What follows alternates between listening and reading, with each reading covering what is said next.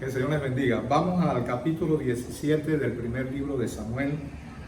Ya les indico entonces los versículos que vamos a leer. Vamos a leer varios versículos. Comenzando en el versículo 4. ¿Lo tienen? Amén. Leemos así. Salió entonces del campamento de los filisteos un paladín. En otras versiones dice un campeón. Es lo mismo. El cual se llamaba Goliat de Gat y tenía de altura 6 codos y un palmo. Esos son aproximadamente 3 metros y un poco más. Vaya conmigo al verso 8. Y se paró y dio voces a los escuadrones de Israel diciendo: ¿para qué os habéis puesto en orden de batalla? ¿No soy yo el filisteo y vosotros los siervos de Saúl? Escoged entre vosotros un hombre que venga contra mí. Si él pudiere pelear conmigo y me venciere, nosotros seremos vuestros siervos. Y si yo pudiere más que él y le venciere, vosotros seréis nuestros siervos y nos serviréis. Ahora vaya conmigo al verso 22. Entonces David dejó su carga en mano del que guardaba el bagaje y corrió al ejército, y cuando llegó preguntó por sus hermanos si estaban bien. Mientras él hablaba con ellos, he aquí que aquel paladín o campeón que se ponía en medio de los dos campamentos, que se llamaba Goliat, el filisteo de Gat, salió de entre las filas de los filisteos y habló las mismas palabras, y las oyó David. Las mismas palabras de desafío, ¿ok? Y de pedirle a Saúl y a su ejército que buscara un hombre de entre todos que viniera a pelear con él. Lo que leímos hace un momento atrás. Versículo 24. Y todos los varones de Israel que venían a aquel hombre huían de su presencia y tenían gran temor. Y cada uno de los de Israel decía: escuchen esto, ¿no habéis visto a aquel hombre que ha salido? Él se adelanta para provocar a Israel. Al que venciere, diga conmigo, al que le venciere. Otra vez diga, al que le venciere. El rey le enriquecerá con grandes riquezas. Le dará su hija y eximirá de tributos a la casa de su padre en Israel. Entonces habló David a los que estaban junto a él diciendo: ¿qué harán al hombre que venciere a este filisteo y quitare el oprobio de Israel? Porque ¿quién es este filisteo incircunciso para que provoque a los escuadrones del Dios viviente? Y el pueblo le respondió las mismas palabras, diciendo: así se hará al hombre que le venciere. ¿Qué se hará con el hombre que le venciere? Grandes riquezas, la hija del rey y eximidad de tributo la casa de su padre. Amén. Vaya conmigo al verso 29.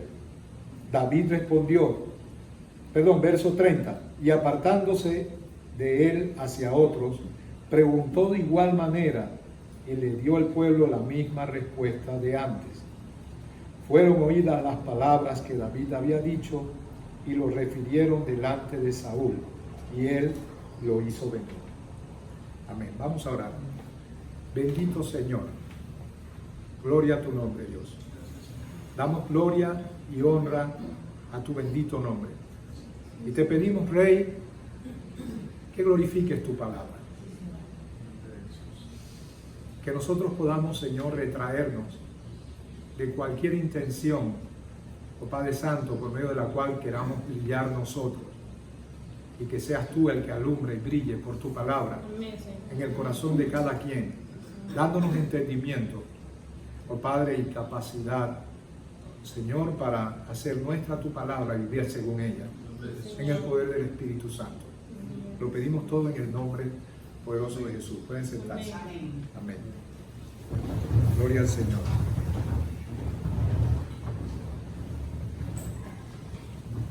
Bueno, haciendo un poquito de historia y de contextualización,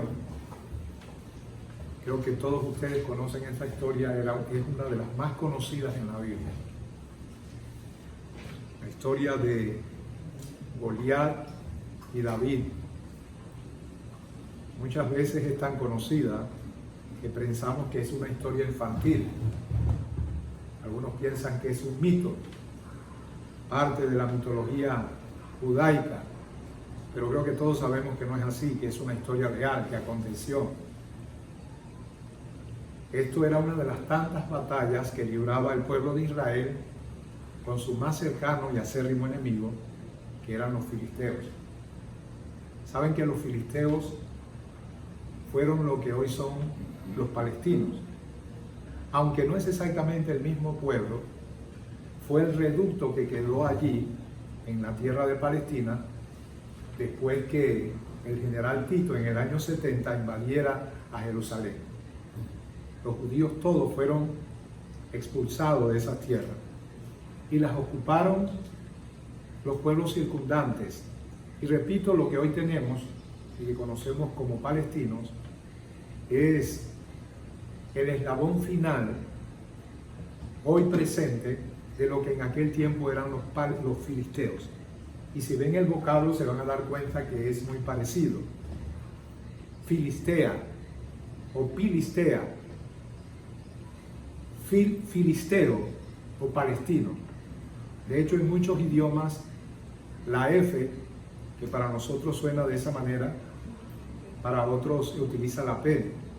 Ustedes saben que en inglés, por ejemplo, la P y la H es el sonido F para nosotros. Philip, Filadelfia. Eso nos deja entrever que ese vocablo que fue acuñado por los romanos para el grupo étnico que quedó en esa área y se le denominó palestinos, era lo que antiguamente eran los filisteos. ¿Okay? Y con ellos Israel tuvo una guerra constante, eran sus más cercanos vecinos. Esta era una de esas tantas, por lo tanto se conocían muy bien. Pero a diferencia de otras batallas, ustedes podrán recordar una muy especial, la de Sansón, cuando es capturado por los filisteos y lo ponen a moler, habiéndolo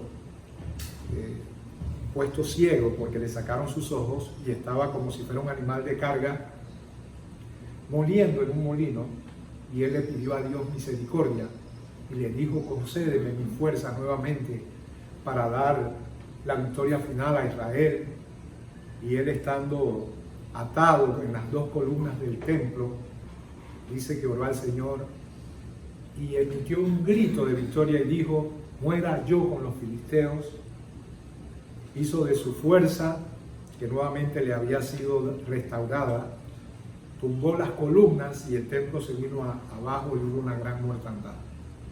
Esa era una de las tantas y típicas victorias de Israel con los filisteos. Aquí tenemos otra, pero a diferencia de las otras tantas, hay algo muy creativo. Bueno, quizás no fue algo que se inventaron los filisteos. De hecho, hay registros que en la historia también se daban guerras de esta manera. Es decir, cuando había un paladín, un campeón, una persona que por su astucia, su habilidad en la guerra o cualquier otra ventaja, desafiaba al ejército enemigo, y para que no hubiera una gran matanza entre ejército y ejército, él tomaba la batalla para sí y decía: no tenemos por qué morir todos, no tienen por qué ponerse en fila, busquen el mejor de ustedes que pelee contra mí. No sé si ustedes alguna vez vieron la película Troya, como uno de los ejércitos puso al frente a un gigante. Eso era un paladín. Y el término hebreo que aquí se utiliza cuando dice salió de entre sus filas un paladín, un campeón, es un término que aparece únicamente en este pasaje, no aparece en ningún otro lado. Y significa el hombre de en medio. ¿Por qué el hombre de en medio? Porque era el que se ponía entre los dos ejércitos para desafiar al ejército enemigo y decir: resumamos esto en una sola batalla, la del mejor de ustedes conmigo. Y así no se enfrentaban los ejércitos. Y por 40 días, este campeón, este paladín, este hombre de en medio, que sobrepasaba en tamaño a todos porque medía 3 metros y algo más, según las medidas de nosotros ahora. Este hombre, repito, desafiaba por 40 días a los escuadrones de Israel. Y por eso vemos que en el versículo 8, él dice, se paró y dio voces a los escuadrones de Israel diciendo, ¿para qué os habéis puesto en orden de batalla? Lo que dije hace un momento, no va a ser un enfrentamiento de ejército, no tienen por qué ponerse en orden de batalla. No soy yo el filisteo y vosotros los siervos de Saúl. Aquí hay algo implícito al él mencionar a Saúl. Porque recuerden que el pueblo de Israel en un tiempo tenía un gobierno teocrático, estaban siendo dirigidos directamente por Dios a través de sus profetas o de líderes que el Señor levantaba. Pero el pueblo de Israel pidió en un momento dado rey. Y una de las razones por las cuales él pidió rey es porque ellos querían ser como los demás pueblos. ¿En qué sentido? En que todos los pueblos tenían un rey que los sacaba y los entraba, ese era el término que se usaba en aquellos tiempos, en la guerra, ¿ok? Los dirigía, los comandaba en la guerra. Y todo el pueblo de Israel contento cuando se escogió a Saúl por muchas características que él tenía. La Biblia dice que él era de buen parecer, hermoso. Y dice que era valeroso, era un hombre experto en armamento. Y dice que de los hombros hacia arriba no había nadie más alto en Israel. Y es por eso que Goliat dice, vosotros sois los siervos de Saúl. Porque era muy bien conocido entre los filisteos. Porque Saúl comandó muchas batallas para hacerle frente a los filisteos. Y Saúl era en alguna medida, no tanto como Goliat, pero era un hombre extremadamente alto. Sobresalía de entre todos en el pueblo de Israel. Era el prototipo de hombre que todos quisieran tener como líderes, de buen aspecto, valeroso, experto en usar armas y sobresaliendo en tamaño, en estatura. Así que era como si él dijera, bueno, aquí estoy yo, busquen al gigante, al campeón, al paladín de ustedes. Pero el paladín de los israelitas, como todos los demás integrantes del ejército, estaba atemorizado. ¿Ok? Había una ironía en todo esto, porque era como si en estas líneas nosotros pudiéramos ver el sentir de Dios. Este fue el hombre que ustedes quisieron, y yo les di el mejor de entre ustedes, el más alto, el de mejor parecer, el más experto, y sin embargo, allá está, temeroso, no se atreve a hacerle frente. Porque es que este otro gigante, por decirlo de un modo, era imponente, 3 metros de altura y algo más, es algo increíble. Ahora miren que mucha gente ha estudiado acerca del tema, y ustedes van a ver que luego hermanos de David arremetieron contra otros gigantes. Incluso Goliat no era el único que tenía ese nombre. No sé si han leído en la Biblia que había otro que tenía el mismo nombre de Goliat, y un hermano de David lo mató. Y muchos de los del ejército de David, los valientes de David, también arremetieron contra otros gigantes. Entonces uno se pone a pensar, ¿era tan fiero, era tan peligroso batallar con estos gigantes? La verdad del caso es que no. Se han hecho estudios de lo que posiblemente fue la genética de estos gigantes, y habían deformaciones en ellos. Goliat, en el caso particular de Goliat, él no tenía 10 dedos en la mano, tenía 12, y tenía 6 en cada mano. Para resumir esto último que quiero decir, de lo que se ha estudiado al respecto es que eran gigantes, sí, pero en alguna medida eran torpes. ¿Ok? No le estoy restando mérito a la lucha de David, porque al final de cuentas él no lo sabía. El asunto es que la sola presencia de este gigante, por su tamaño, era impresionante y atemorizaba. De manera que aún David sabía las desventajas que había. Él no fue a hacerle frente al gigante pensando que era un pie plano torpe, que andaba lento, no. Él, como todos los demás, pensó, este es un hombre que podría dar cuenta en batalla a la vez de 10 hombres que vinieran contra él. Él no sabía entonces estas desventajas y aún así tuvo la valentía, no basado en sí mismo y en su capacidad, sino basado en el Dios que conocía. De manera que no importa si era torpe o era muy agilidoso, David de igual manera sabía que lo respaldaba el Dios a quien él estaba representando en la batalla. Amén. Y para tratar de ser honestos con el texto y buscar una correcta interpretación que nos sirva de manera práctica a nosotros, no quiero decir como muchas veces se utiliza esta historia, incluso en eventos de charlas motivacionales, de que la gente veía lo grande que era. Y David dice, he escuchado en estos círculos, él no vio lo grande que era, sino que la cabeza tan grande que él no podía fallarle con su onda. Esas son cosas irrelevantes, que no tienen mayor sustancia y que no nos sirven para nada en la práctica, más que para emocionarnos y pensar que nosotros así por puro entusiasmo podemos hacerle frente a los gigantes o retos de la vida que se presentan majestuosos e imponentes y que resulta que nosotros nos vemos tan chicos al lado de ellos. Con esta emoción nosotros no vamos a hacerle frente a ningún gigante. Tenemos que saber algo más.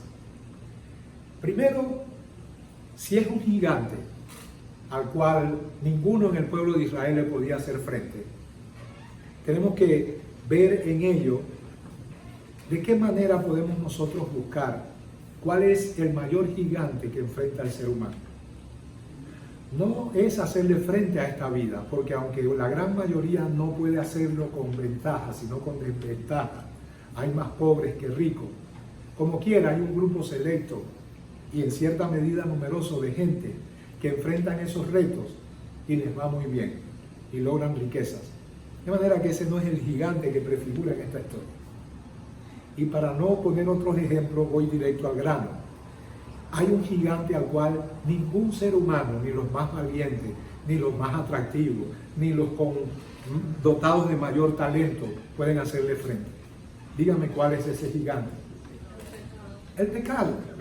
Pudiéramos hablar de Satanás detrás de él, pudiéramos hablar de la carne, de la seducción del mundo, pero pudiéramos reducirlo todo en el hecho de que el hombre es caído y carnal y por lo tanto cualquier desafío de Dios para vivir como Él quiere, inmediatamente pone delante del hombre una carga imposible de llevar. Sencillamente el pecado se enseñorea del hombre. ¿Ok? Ahora noten el desafío para que ustedes vean que esto encaja muy bien con esta definición de lo que es el mayor gigante en la vida del ser humano, incluyendo nosotros los cristianos. Miren lo que él dice. Escoged de entre vosotros un hombre que venga contra mí. Si él pudiere pelear conmigo y me venciere, nosotros seremos vuestros siervos. Y si yo pudiere más que él y lo venciere, vosotros seréis nuestros siervos y nos serviréis. Ahí está Satanás, ahí está la carne, el mundo y el pecado, gritando, escojan a alguien. A lo mejor de entre los más sabios de este mundo, por su sabiduría, puede hacerme frente. Quizás no de entre los más sabios, digamos que entre las personas más morales y que procuran vivir una vida recta, a lo mejor él puede venir contra mí y vencerme, a mí, el gigante pecado. Quizás de entre los religiosos haya alguno que pueda hacerme frente.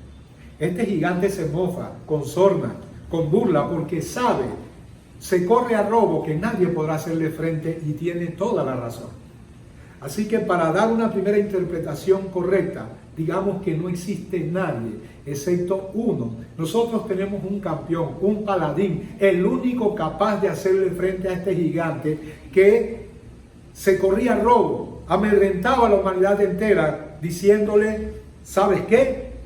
Yo te voy a dar como recompensa la muerte, no solamente física, sino eterna, porque la paga del pecado, hallares con lejía y amontonares jabón sobre tu cabeza, la mancha de tu pecado permanecerá. Pero hubo uno hace 2000 años en la cruz, fue el único que pasó al frente y les dijo, él pudo hacerle frente, él derrotó al gigante en su propio campo de batalla. Amén. Él cumplió lo que la Biblia en Génesis capítulo 3, verso 16 profetizó. Pondré enemistad entre ti y la mujer, y entre tu simiente y la simiente suya. Refiriéndose a la simiente que es Jesús, el Mesías, él te herirá en la cabeza. Noten los paralelos. Cuando David derrota al gigante, le corta la cabeza. Cortar la cabeza o pisar la cabeza del enemigo es tener dominio sobre él. El cumplimiento de Génesis 3:16 se dio en la cruz, y allí el Señor derrotó rotundamente al gigante del pecado, lo venció en su propio terreno. Amén. Amén. Así que pudiéramos decir que en una primera y más importante interpretación, aquí prefigura Goliat como el gigante al que llamamos el pecado, el que nadie ha podido derrotar, el que nos vence y nos condena a muerte eterna. El único que lo pudo vencer fue uno que hace 2000 años, no con apariencia de guerrero, porque no vino en su exaltación, no vino en su gloria, vino humilde como cordero que fue llevado al matadero, nació en un humilde pesebre. Eso de alguna manera guarda un paralelo con el hecho de que el que le hizo frente al gigante aquí no era un hombre de fiero rostro con músculos bien definidos, era un fulito insignificante con apariencia muy juvenil. Habla de alguien que era el menos indicado para hacerle frente, porque no se veía con la capacidad para hacerle frente a este gigante. Me estoy refiriendo a David, y él aquí es un prototipo de Jesús en su humillación. Amén. Por eso es que el evangelio es tropiezo para los gentiles y también para los judíos.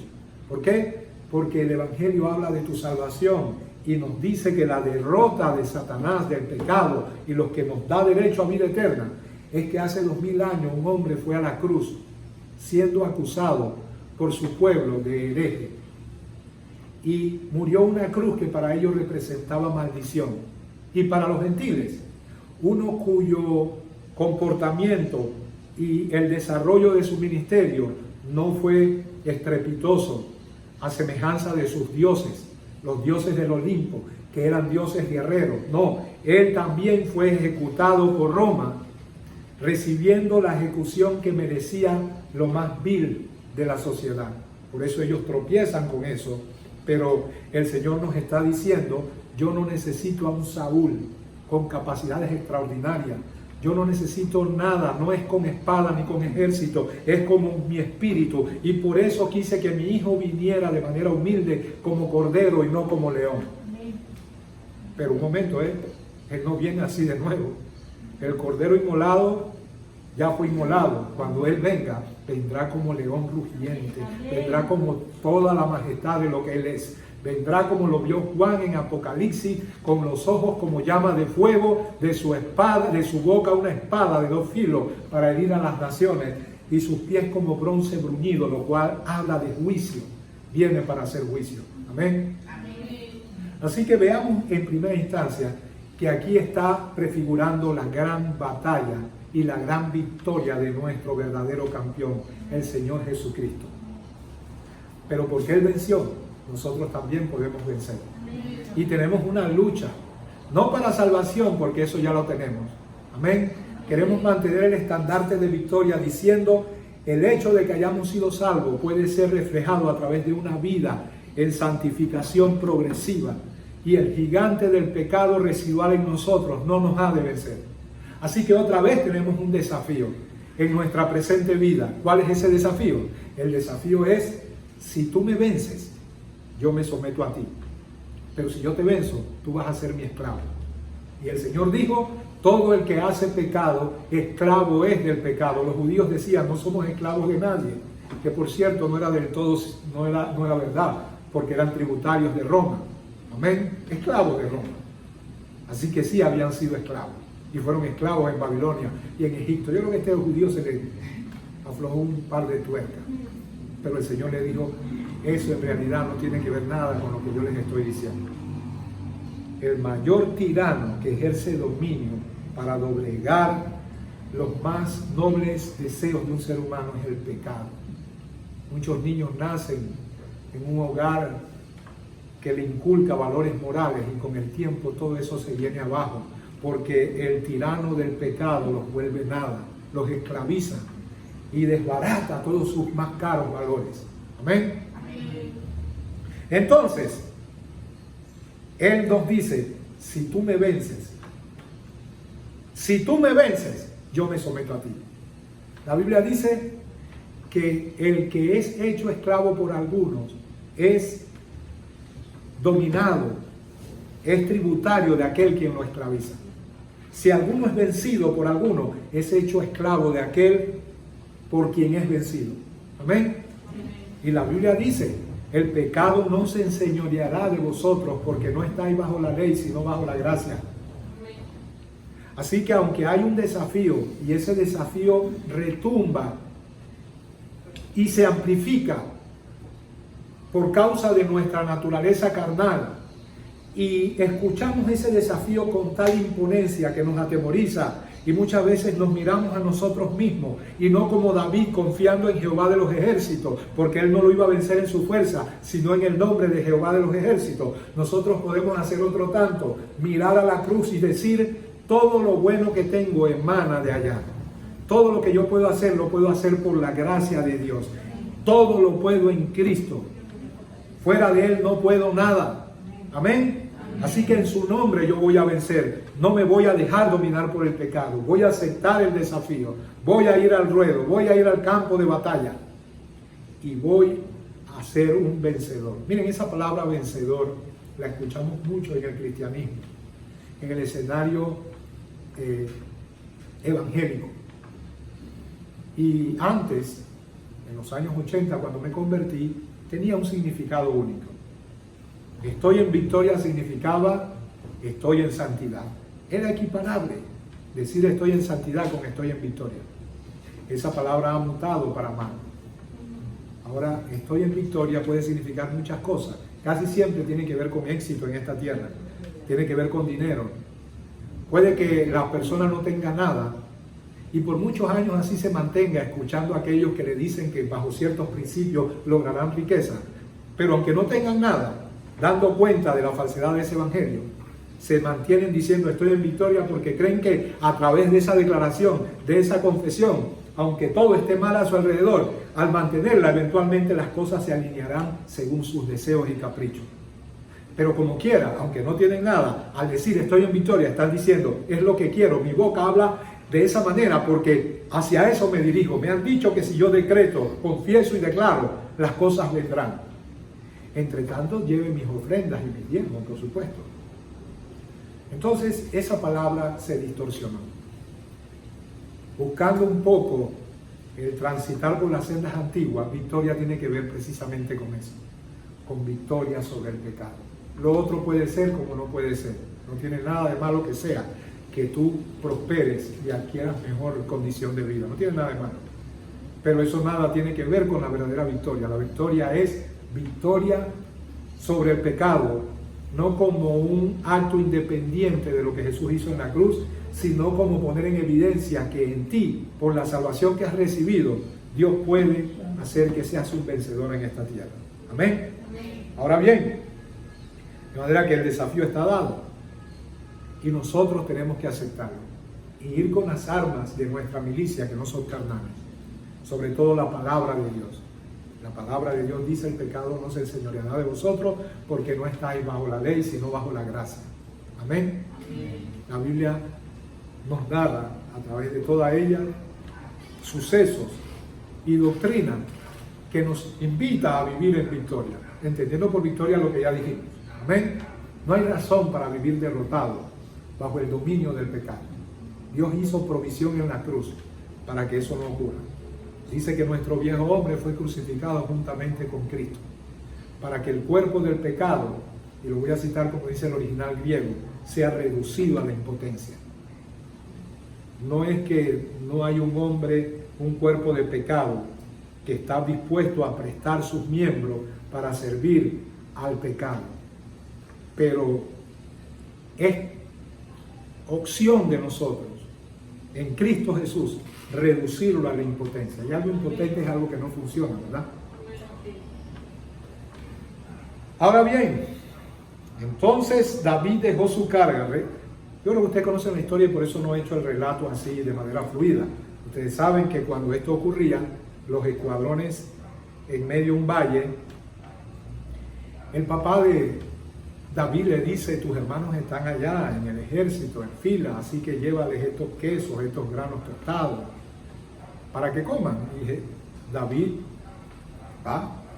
Y no es sino hasta ese momento que él se da cuenta del desafío de este gigante y le molesta.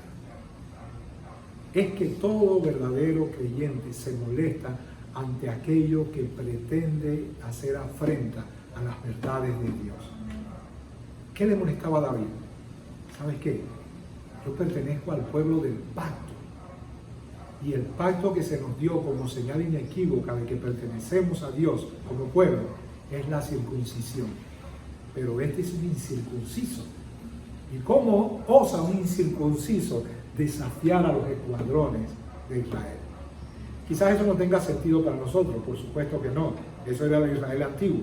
Pero podemos buscar verdades sobre las cuales asentarnos y tener celo de Dios por ellas y defenderlas a capa y a espada. Amén. Y decirle al mundo cómo estos incircuncisos pretenden que nosotros aceptemos que ellos van a prevalecer sobre nosotros con toda esta carga de inmundicia, de leyes a favor de o en contra de la ley de Dios. Se despierta en nosotros un celo. Hay un hombre en nuestro interior que inmediatamente se pone firme y se alista para la batalla. Se ciñe de poder y dice, Dios mío, yo sé que la batalla no es como la de aquellos tiempos. Yo no voy a echar mano de espada, ni de espavé, ni de escudo, ni de jabalina, pero voy a echar mano de la verdad para defender el evangelio, así sea que tenga que pagar con mi vida. De eso se trata la batalla en este momento. Pero cuando hay un desafío del mundo que atenta contra nuestras verdades, y en lugar de sangre caliente fluyendo por nuestra vena, lo que hay es, qué sé yo, horchata o cooler. Eso como que no es computable, por lo menos no en mi mente. Tenemos que encendernos en ira santa. Esa ira santa no es ira agresiva contra nadie, pero sí contra el enemigo invisible, que es el gestor detrás del sistema de toda esta inmundicia. Amén. Ese celo de David tiene que estar en nosotros. Era celo con respecto a su arraigo israelita. Para nosotros, que hemos llegado al final de los tiempos, es el celo santo por las verdades de Dios. Mientras él hablaba con ellos, he aquí que aquel paladín que se ponía en medio de los dos campamentos, que se llamaba Goliat, el filisteo de Gat, salió de entre las filas de los filisteos y habló las mismas palabras. Y este fue la terrible desgracia de Goliat. Y las oyó David. Aquí es el punto de inflexión entre la fanfarronería de Goliat, entre su bravuconería y el momento en que Dios dispone que él va a ser derrotado. ¿Cuál fue ese punto de inflexión? En que anteriormente quienes escuchaban el desafío de Goliat era Saúl y todo el pueblo, y su respuesta hacia ese desafío era temor y miedo. Encerrémonos en nuestras casas, en nuestras iglesias, no combatamos con nadie, dejemos que el mundo siga, no digamos las cosas como son. No, el problema es que ante el desafío, ahora, a diferencia de todos estos sacaletones, estas palabras las oyó David. Es que cuando el hombre de Dios o la mujer de Dios, y me refiero al nuevo hombre, a la nueva criatura, escucha el mundo y su desafío contra las verdades de Dios, no reacciona de la misma manera que el oído de aquellos que dicen servir al Señor, pero realmente buscan su propio favor, su propio mérito. Porque esos buscan profetas que le rasquen los oídos para escuchar lo que ellos quieren escuchar. ¿Y qué es lo que quieren escuchar? Éxito, prosperidad, bonanza, bendición. Pero cuando uno como David escucha al mundo hablar de la manera que habla, desafiando este libro, desafiando la ley de Dios y desafiando al Dios al que servimos, no podemos reaccionar de otro modo. Lo hacemos como David, ¿verdad que sí? Y todos los varones de Israel que venían a aquel hombre huían de su presencia y tenían gran temor. Esta es la reacción del que no vive una vida como la de David. ¿Cómo vivía David su vida? Comunión íntima con Dios. Eso nos muestra un verdadero equilibrio de lo que es vivir en esta tierra. Yo les pregunto, ¿hay algún registro que nos indique que él era descuidado con sus ovejas? Le fue difícil dejar a sus ovejitas en el desierto. Vino por mandato de su padre. Así que si lo evaluáramos como pastor de ovejas, diríamos excelente. Pero él no era el que decía, bueno, tengo tanta responsabilidad con estas ovejas inquietas que entonces no tengo tiempo para estar en comunión con Dios. No, él podía complementar tanto trabajo físico en esta tierra, su responsabilidad humana, como su comunión con Dios. Mientras pastoreaba, adoraba. Mientras pastoreaba, alababa. Mientras pastoraba, estudiaba, clamaba, meditaba en el Señor. Amén. Y todo eso, en realidad el campo de entrenamiento de él fue el mismo en el que él tuvo su responsabilidad humana en esta tierra. Allá se había entrenado. Así que ellos huyeron, pero David hizo frente al desafío. Y todo porque escuchó al bravucón desafiar al ejército de Israel. Y cada uno de los de Israel decía, ¿no habéis visto a aquel hombre que ha salido? Él se adelanta para provocar a Israel. Escuche esto. Al que le venciere. ¿Ha escuchado esa palabra en alguna otra parte de la Biblia? Apocalipsis, el mensaje a las 7 iglesias. El Señor muestra las debilidades de cada una de esas iglesias. Pero luego da una promesa al que de entre esas iglesias muestre diferencia entre cómo el resto de ellos anda y él se consagre a Dios. Y dice, al que venciere. Amén. Amén. Ahora bien, al que le venciere, ¿qué va a hacer? Dice, le enriquecerá con grandes riquezas, le dará su hija y eximirá de tributo. 3 cosas, a ver si me las menciona. Primero, le dará grandes riquezas. ¿Ok? Bien, ¿qué hay para el que vence? Para el vencedor. Y el vencedor no es alguien que en independencia de lo que ya fue hecho en el Calvario busca su propia gloria. El vencedor es aquel que simplemente resiste el pecado, resiste a Satanás, mantiene su posición de victoria y hace que lo que él tiene a nivel posicional significa que tú y yo somos salvos no por nuestros méritos, sino por los méritos de Jesús. En Él somos más que vencedores, ¿ok? En Él somos nuevas criaturas. Esa posición es nuestra, ya lo hemos explicado, no voy a lo mismo. Nuestra nueva vida en Cristo Jesús, la obra del Espíritu Santo al hacernos nacer de nuevo, nuestra nueva vida contiene en sí misma todas las bondades de lo que Jesús logró para nosotros. Es decir, esa obra en nosotros de manera potencial habla de que hay un viejo hombre crucificado y también uno nuevo que es según la imagen de Jesucristo. Mi responsabilidad humana es que mi andar en esta tierra se equipare a mi posición en lugares celestiales. Eso es responsabilidad tuya y mía, ¿ok? Y cuesta, hay que ir a la batalla, hay que luchar. Pero si Jesús ya luchó, ¿por qué yo lucho? Yo no lucho para alcanzar algo, yo lucho para que se haga evidente lo que ya yo soy en Cristo Jesús. ¿Ok? Esa es la batalla de nosotros. Amén. Entonces, cuando tú vences, tú mantienes el testimonio de Cristo, que es poner en evidencia delante de los hombres el carácter de una persona que se llama salvo y que por lo tanto se parece a aquel que lo salvó. Al poner eso en evidencia, como retribución, lo primero que tenemos es riquezas. Ah, ya, pastor, por fin el mensaje de la prosperidad. Ahí viene. Por supuesto que no. En quien tenemos redención por su sangre, el perdón de pecado, según las riquezas de su gracia. Amén. Si hay un caudal de riqueza que está a tu haber y al mío, se llama gracia. Y así como el mundo te llama a que alcances los tesoros y riquezas de esta vida, Dios te llama a que alcances las riquezas de su gracia. Pablo dijo, y su gracia no ha sido en vano para conmigo.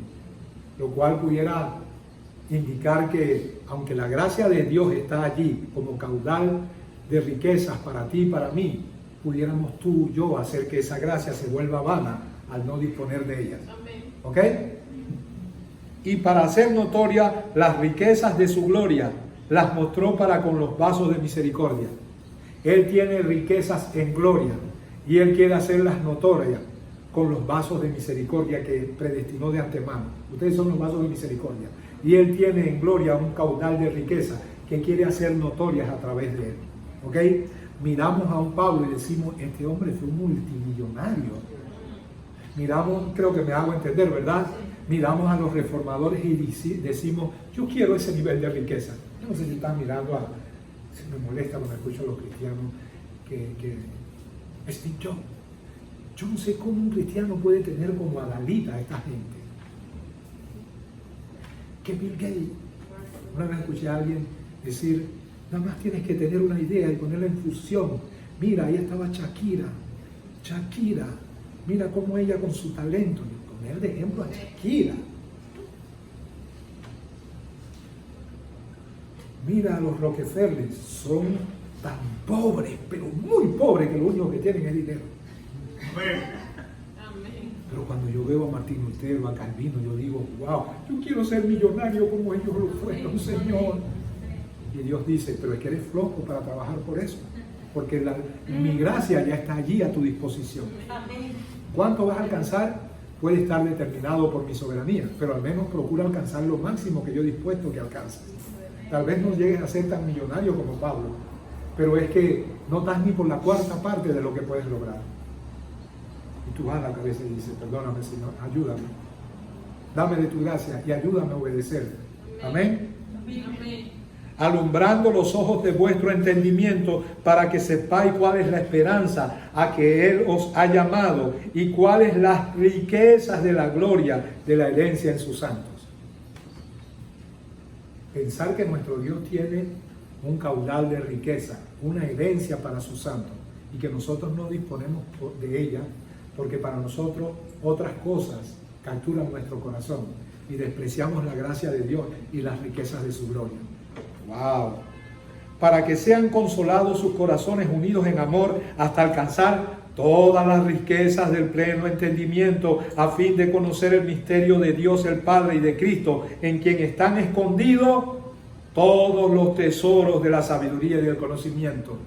Yo no sé usted, pero amo las riquezas del conocimiento y la sabiduría de Dios. Y yo creo que he dado testimonio con mi vida, en momentos difíciles, en momentos donde alguien debería darme una cachetada y decir, oye, preocúpate por las circunstancias. Sí, me he preocupado, pero no tanto como por este niño. Es más, preocupándome por ella pudo haber venido a nuestra vida riquezas de esta tierra, pero sin esta hubiera sido el más miserable de los hombres. Me sentiría triste. A lo mejor mi carro, en lugar de el chunchito que tenemos, bueno, no es un chunchito, la verdad es que esto ya estoy haciendo alarde de falsa humildad, es un carrito. En lugar de eso, a lo mejor estaría guiando, qué sé yo, ¿un qué? Oye, vamos a poner un CRV. Y muchas otras cosas más. Pero, ¿dónde están las riquezas de su gloria? A mí, que soy menos que el más pequeño de todos los santos, me fue dada esta gracia de anunciar entre los gentiles el evangelio de la inescrutable riqueza de Cristo. Permítanme detenerme aquí. El evangelio de la inescrutable riqueza de Cristo. Como dijo alguien, del cual me hago eco, y creo que ustedes saben quién es, ha llegado el tiempo en que hay que evangelizar a los evangélicos. Porque creen tener el evangelio y lo que tienen es una copia pirateada, falsa, inadecuada, que en nada se parece al original. La verdad es que no es una copia, eso es una mala definición, porque una copia intenta parecerse al original. No se parece en nada. Amén. No os hagáis tesoros en la tierra. Ahora bien, aquí es donde está el problema de nosotros. Que sí, el rey ha prometido a los vencedores que quien enfrente el desafío del gigante y lo venza, él lo enriquecerá. Pero es que esas riquezas, si bien se muestra algo de ellas en nuestro presente, están siendo acumuladas en un lugar, en un banco, del cual no tenemos a nuestra disposición todo lo que hemos acumulado allí. Un día se nos entregará, pero por ahora solo de a poco, solo para momentos puntuales en la medida en que lo necesitemos. Dice, no os hagáis tesoros en la tierra, donde la polilla y el orín corrompen, y donde ladrones minan y hurtan, y donde una recesión económica puede llevarte a la bancarrota, y donde una pandemia puede quitarte la posición ventajosa económica que tenías y sumirte en una posición bien desventajosa. Amén. No hagas tesoros ahí. Dice, porque donde está vuestro tesoro, allí estará también vuestro corazón. La pregunta es, primero, ¿tenemos un tesoro? ¿Estamos acumulando a la cuenta celestial, dejando que Cristo sea en nosotros nuestra vida? Eso significa que Él se exprese a través de nosotros, y lo hace cuando nosotros morimos, en la misma medida en que un grano de trigo, al no caer en tierra y morir, no puede florecer. De la misma manera, cuando no somos discípulos que llevan la cruz y se niegan a sí mismos, la vida de Cristo no puede surgir de nosotros. Por lo tanto, si eso no ocurre y vivimos, no digo que vidas pecaminosas, gente moral hay en el mundo también. No te contentes porque tú, incluso antes de venir a Cristo, eras una persona moral, buena gente. Eso no dice nada. Las religiones son moralizadoras. Busca a los testigos de Jehová y tú vas a ver gente muy decente moralmente. No hay nada de extraordinario con eso. El mundo puede producir ese tipo de personas. Cristo produce algo más. Amén. De eso va a hablar Carlos y Vicky la otra semana. Amén. El mundo puede, pero no va a predicar, van a dar una capsulita. Así que no es nada extraordinario. El cristianismo es algo más, el cristianismo es trascendente, va más allá de lo mejor que puede producir el mundo. A veces nosotros pensamos que ser cristiano es, miren, voy a poner un ejemplo, esto se daba mucho como testimonio en las iglesias. Una vez, me acuerdo que un testimonio subió al púlpito, nuestro hermano fulano de tal, miren, parece que alguien dejó una cartera con $5,500, venía envuelta en un paquete y la dejó en un taxi y el hermano la devolvió. ¡Wow! Ridículo. Eso da pena dar ese testimonio. Qué bueno que devolviste la cartera, porque de no hacerlo te convertirías delante de Dios en ladrón. Hiciste lo que tenías que hacer. Qué gloria hay en eso. A mí me daría pena que me llamaran al púlpito, dar el testimonio de que tú devolviste. Yo, hey, respétame. ¿Sabes qué? No me venga a hacer sonar bombos y platillos por eso. Por hacer lo que debí, lo cual me convierte en siervo inútil. No. Ahora, si yo di 1,500 en un momento en que solamente también tenía la misma cantidad para mi familia, y pese a eso se lo dio a los misioneros, bueno, ya sea otra cosa. Pero que yo devolví lo que no era mío. Hasta en el mundo yo encuentro eso. ¿Qué mérito hay en eso? Entonces está bien que el mundo aplauda eso, pero que lo aplauda la iglesia como un testimonio extraordinario. Ridículo. No hablemos de las cosas que deben ser hechas en el nombre de Cristo, y esas no son publicadas. Amén.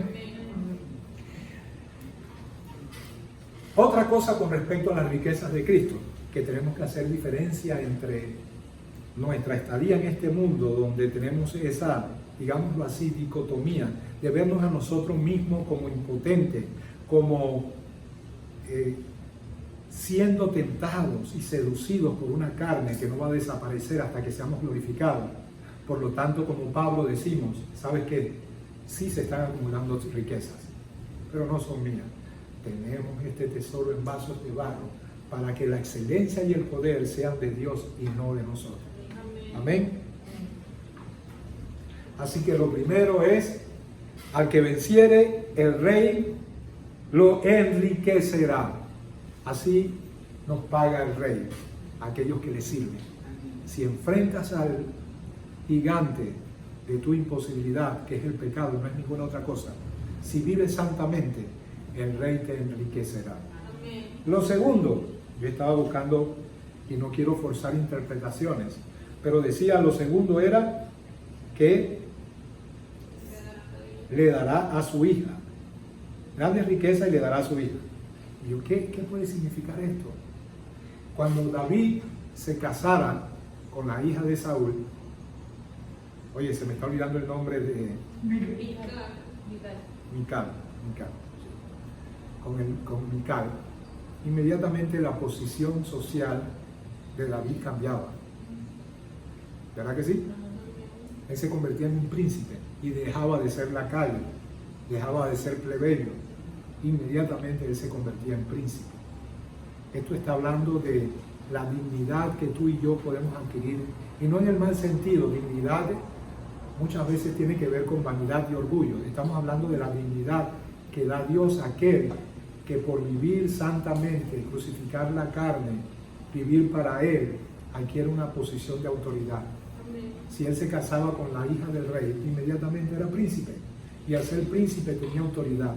Es que todo aquel que es vencedor se refleja en la autoridad con que habla, con que se conduce. Tiene autoridad. Autoridad es poder delegado, ¿verdad que sí? Tú no tienes poder en ti mismo, más que el que el Señor delega en autoridad sobre ti.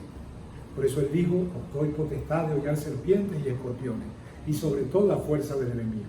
Tú tienes poder para someter el pecado, y que Satanás y su acción maléfica para destruirte, seduciéndote a través de falsas doctrinas, a través de inducirte por tentaciones al pecado, tú tienes potestad sobre eso, y puedes hollar serpientes y escorpiones en ese sentido.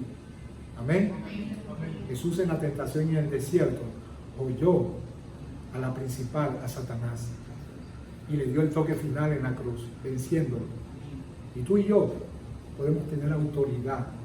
Autoridad significa que puedes con autoridad lidiar en lo espiritual, en oración, sobre las circunstancias.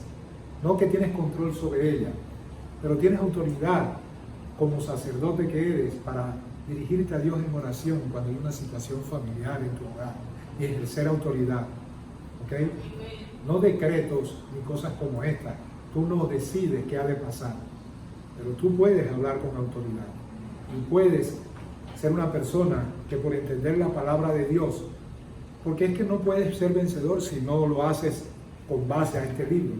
Y este libro, aparte de enriquecerte con virtudes espirituales, el carácter de Cristo, como consecuencia de eso, te embiste de autoridad, poder delegado. Poder delegado es eso. Un guardia de tránsito levanta su mano, quien viene es un tráiler 10 ruedas, y aunque ese tráiler pudiera arrollarlo sin ningún problema, porque él no tiene poder en sí mismo para detenerlo, al él levantar la mano se detiene. ¿Qué significa eso? Significa que el trailero reconoce la autoridad de ese uniforme y sabe que si lo arrolla no se está metiendo con él, se está metiendo con el gobierno a quien representa. Eso es autoridad, y se adquiere y se desarrolla en la medida en que creces espiritualmente. Amén. Amén. Y lo otro, dice: y eximirá de tributos a la casa de su padre en Israel. Esto tenía un especial atractivo para David. ¿Saben por qué? A ver si ustedes se recuerdan cuando Samuel va delante de Dios para exponerle la causa del pueblo, que todos están pidiendo a un rey, y que él se siente triste, y Dios le dice: no te están desechando a ti, Samuel, están desechándome a mí. ¿Quieren rey? Vamos a darle rey. Pero ellos van a ver, entre muchas otras cosas que le dicen, cómo él se va a enseñorear de ellos y los va a llenar de cargas, de tributos e impuestos. ¿Tú no sientes que la vida en Panamá se está volviendo dura? Que lo que es el rubro vivienda y comida es una cosa insufrible. Medicamentos. ¿Tú te imaginas que te dijeran: si tú haces esto con $50 haces un supermercado para 6 meses? Tú estarías contento. ¿Sabes lo que es la carga de los impuestos y de la vida cara en Panamá? Por poner un ejemplo.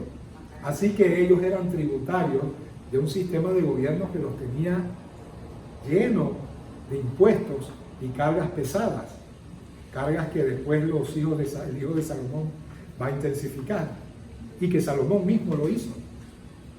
Entonces, para nosotros, ¿qué es una carga?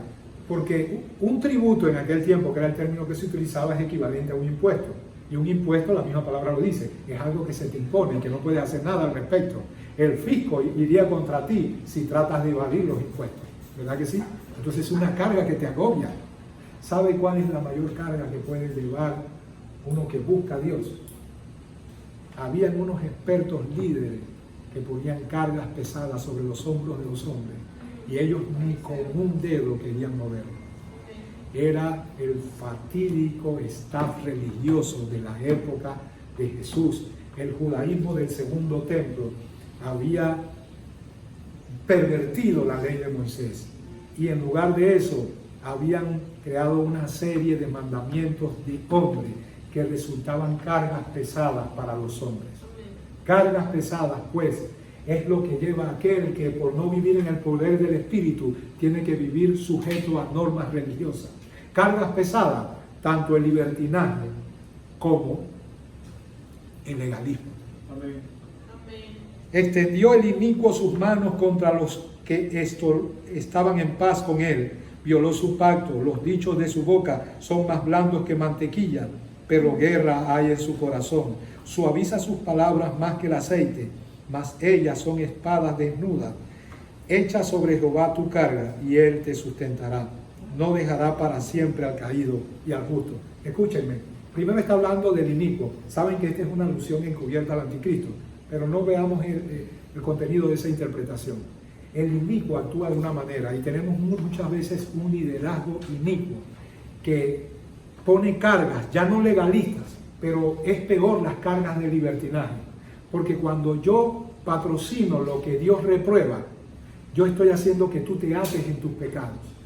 Y dice, sus dichos son blandos, harán mercadería de vosotros con palabras fingidas, no predicarán contra el pecado, no predicarán por la santidad, sino sus dichos son blandos, políticamente correctos. ¿Para qué? Para hacer de ti mercadería, para que traigas la ofrenda, para que traigas el diezmo, mientras que tu vida se va cargando, atándose a prácticas pecaminosas, porque no te libran del pecado, no te dicen las cosas como son, no te hablan del infierno, no te señalan el norte que la Biblia señala para cada hijo de Dios, que dice que hay muchos que entrarán por el camino espacioso, que ellos creen que los llevará al cielo, pero los conducirá a un fin terrible. Creyendo ir al cielo, llegarán a la condenación.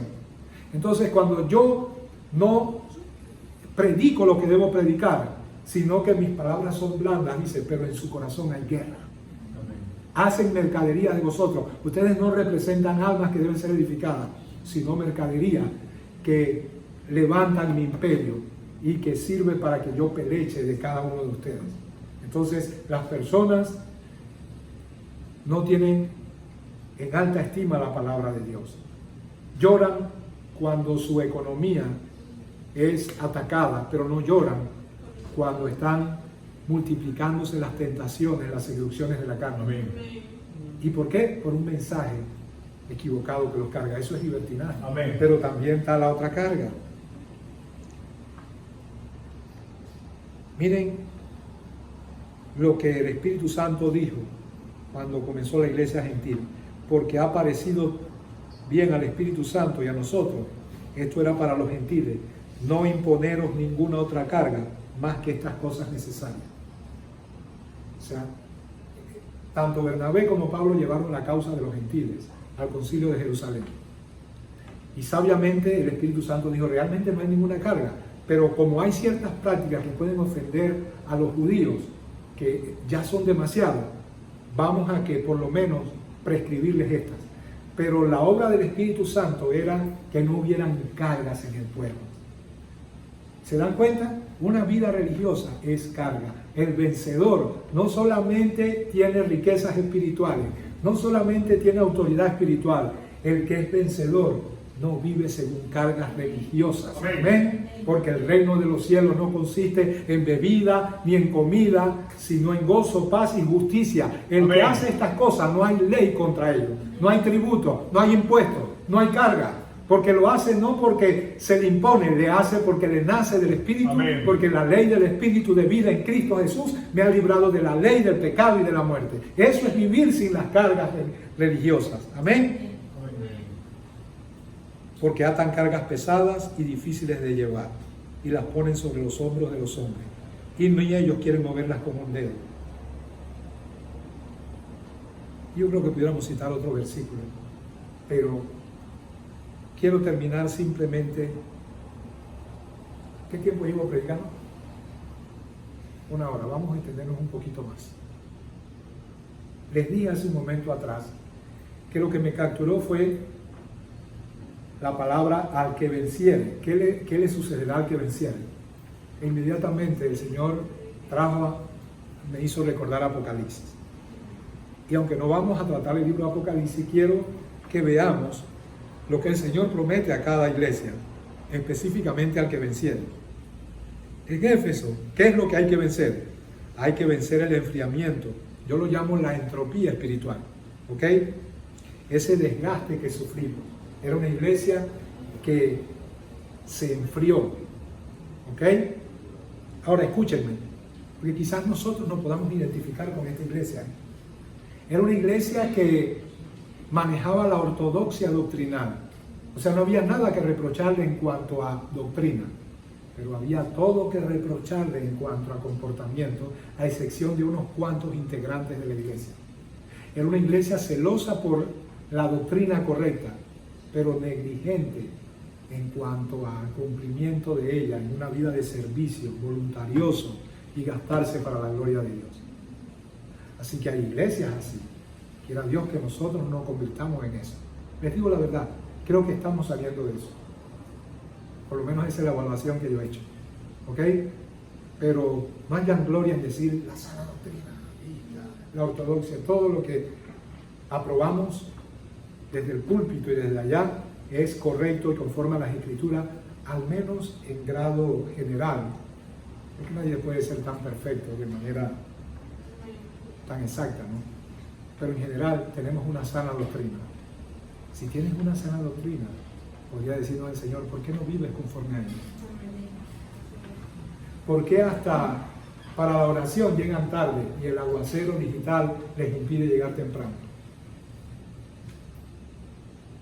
¿Por qué muchas otras cosas? ¿Cuál era el remedio para este enfriamiento? Hacer memoria, arrepentirse y procurar hacer las primeras obras. ¿Ok? ¿Cuál es el remedio para ser vencedor? Porque él dice, al que venciere, ¿vencer qué cosa? El enfriamiento, la entropía espiritual, el desgaste espiritual. ¿Ok? ¿Cuál es el remedio para que eso no nos arrope, no nos venza? Bueno, haz memoria de dónde has caído y vuelve a hacer las primeras obras y te vas a convertir inmediatamente. Entonces, ¿cuál es la recompensa? Al que venciere, le daré a comer del árbol de la vida. Ya lo comimos, es una forma de decir que eso va a ser patente, notorio, y por usar un término moderno, se va a activar en ti. Amén. Esmirna no hay ningún reproche, de manera que ellos todos son vencedores. Esmirna es la iglesia que está padeciendo sufrimiento. De hecho, el término Esmirna habla de sufrimiento, es lo que significa padecimiento, aflicción. ¿Por qué no hay ningún reproche? ¿Por qué todos están bien? El Señor no dirige ningún reproche a nadie. Porque es que en la persecución solo quedan los que verdaderamente están activados. En la persecución, la iglesia es purgada y los que tenían otras motivaciones para estar, dejan de estar. Por eso es que en la iglesia perseguida no vas a encontrar a nadie o a casi nadie, y si lo está, eventualmente también será purgado, a nadie que no esté firme con el Señor. Entonces, ¿de qué manera ellos vencen? Bueno, manteniendo su posición, manteniendo lo que ya tienen, ¿ok? Mantenerse fiel y pacientes, es decir, que ustedes están haciendo lo correcto, pero no dejen que la impaciencia hagan que eventualmente hagan lo incorrecto. Sigan con la paciencia y sigan con la fidelidad. Pérgamo, al que venciere. Ok, ¿qué tenían que vencer ellos? La doctrina de Balaam y la de los Nicolaitas. No es mi tema, así que no voy a ahondar mucho en eso, pero tiene que ver con la doctrina. La doctrina de Balaam de alguna manera es descuidar la sana doctrina y permitir lo que contamina a la iglesia. Y también la otra, ¿cuál es el remedio? Aquí otra vez, casi siempre el remedio es el mismo: arrepentimiento. Recompensa, maná escondido, piedrecita blanca, nombre nuevo. Todo está escondido. Esto me llama la atención. La recompensa es un maná escondido, una piedrecita blanca. Esa era una costumbre griega. No sé si algunos de ustedes han leído la apología de Sócrates, la República de los Ciudadanos, el Fedón bueno, ahí aparece el momento en que van a juzgar a Sócrates y todo se hace por una piedrecita. Esa es una costumbre griega, ¿ok? Para los judaizantes que dicen que todos los elementos de ejemplo que utiliza Pablo eran judaicos. Pablo utilizó casi todos sus ejemplos con elementos del mundo grecorromano. Esto no tenía que ver nada con Israel. Entonces, maná escondido, piedrecita blanca. Quiere decir que así como el pecado en Pérgamo es escondido, él dice, bueno, yo tengo una piedrecita escondida, un maná escondido y un nombre nuevo escondido para el que venza esa doctrina, Balaam y los Nicolaitas. Tiatira, al que venciere. ¿Qué era el pecado de Tiatira? Toleraban la falsa doctrina representada por Jezabel. ¿Ok? Remedio, no tolerarla más. Ah, no, que aquí por tolerancia y amor tenemos que tolerar que se digan 4 cosas que no corresponden a la Biblia. Él dice, yo aborrezco eso. Toleras a esa mujer que se llama profetiza. No tolerarla más y retener y le dice, retén lo que tienes. Así que, ¿de qué manera vence la iglesia de Tiatira? No tolerar más a Jezabel y, en su defecto, retener lo que tiene, que también se puede disolver. ¿Y cuál es la recompensa? Autoridad sobre las naciones. Sardi, la muerte espiritual y la pretensión de estar vivo y sin embargo ser indigno. Eso se llama hipocresía. Lo poco que tiene está muriendo. Tiene algo pero ya está muriendo. Es la iglesia mundana, es la iglesia sin el Espíritu. Es una iglesia que si acaso se le puede llamar iglesia. Pero hay algunos aún en estas iglesias. Y él dice, el remedio es ser vigilante, es velar, es acordarse de la verdad y arrepentirse. Es decir, la verdad no está en esta iglesia. Por lo tanto, ven a la verdad. ¿Ok? Y recompensa, vestir de justicia. En otras palabras, es una iglesia que realmente es meramente nominal y la realidad de Cristo no está en ella. Filadelfia no hay mucho que hablar. Esta es la iglesia perfecta. Esmirna y Filadelfia es la iglesia, por una parte, la iglesia que ha estado sufriendo por la persecución y el rechazo. Y Filadelfia es la iglesia del amor. Y, por supuesto, ellos solo deben mantener su victoria. Mantener el guardar la palabra, aunque tengan poca fuerza. No negar su nombre. Retener lo que tienen. La recompensa es columna en el templo de Dios y la odisea, que pudiéramos decir, hay mucho de eso hoy. Dice al que venciere. ¿Qué cosa? Esta es una iglesia en donde Cristo no está. Y si está tocando a la puerta, llamando para ver si se le deja entrar. Lo cual indica de que Él no está dentro, Él está afuera.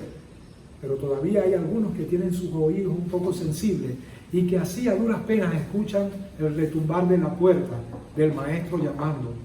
En términos prácticos eso significa, escuchan una palabra de verdad y se despierta algo en ellos, pero se adormece. Y Dios dice, no deje que eso le adormezca, yo estoy a la puerta y llamo. Si hay alguno de ustedes que escucha ese tocar mío afuera, porque no estoy adentro, y hable, yo entraré y tendré comunión con Él y Él conmigo. ¿Y cuál es la recompensa? Sentarse con el Señor en su trono.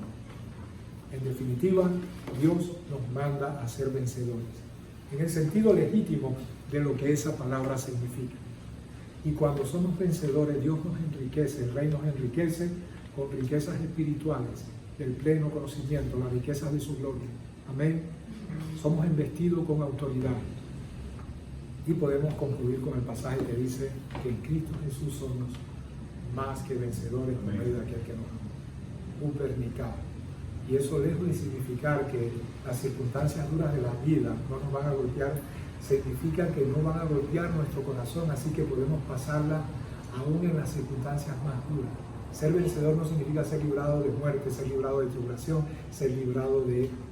es estar en ellas y sin embargo en ellas manifestar el carácter de Cristo. Por lo cual estamos seguros que ni la vida, ni la muerte, ni ángeles, ni principados, ni lo presente, ni lo porvenir, ni la pandemia de COVID nos podrá separar del amor de Dios en Cristo. Amén. Eso es lo que significa que somos más que vencedores. Significa que no hay daño en esta tierra que nos pueda apartar de Cristo. Amén. Amén. Tertuliano decía, no nos pueden hacer nada solo nos pueden matar. Amén. Amén. Gloria al Señor. Dios les bendiga. Amén y amén.